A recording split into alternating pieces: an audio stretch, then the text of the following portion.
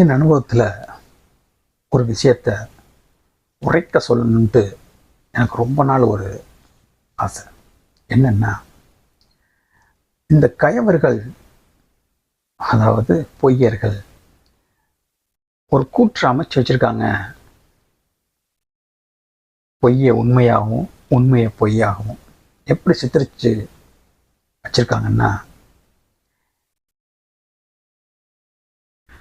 இந்தியாவில் எனது நண்பர், நெருங்கிய நண்பருக்கு ஒரு குழந்தை இருக்குது. அது தெய்வ குழந்தை. அந்த தெய்வ குழந்தை அவருக்கு இருக்கிறனாலேயே பல பேர் அவரிடம் அவர் புத்தியில் ஏற்றிருக்காங்க, நீங்கள் செய்த பாவத்துக்குத்தான் இறைவன் கொடுத்த தண்டனை இந்த தெய்வ குழந்தை என்று. அவர்களும் அதை நம்பிக்கொண்டிருக்கிறார்கள், வாழ்ந்து கொண்டிருக்கிறார்கள். ஆனால் அது உண்மை அல்ல. ஏன்னா இறைவன் எப்போதும் அயோக்கியர்களிடம் தெய்வ குழந்தைகளை கொடுப்பதில்லை. நல்லவர்களிடம் மட்டுமே கொடுப்பார்.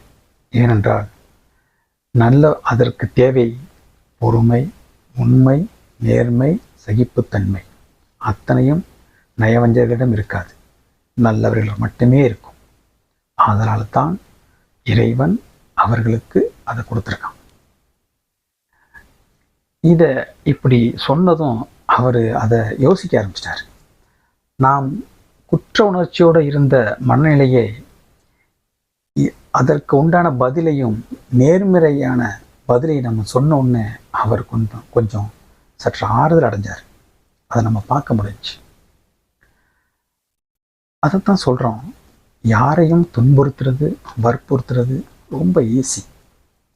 ஆனால் மற்றவங்கள சந்தோஷப்படுத்துறதும், ஆறுதல் சொல்கிறதும், அரவணைப்பதும் கஷ்டம். கஷ்டமானது என்றைக்குமே நன்மையை தரும். கசப்பு உடலுக்கு ஆரோக்கியத்தை தரும். உண்மை, நேர்மை எப்போதுமே உணர்வுக்கு ஒரு ஒளியை தரும்.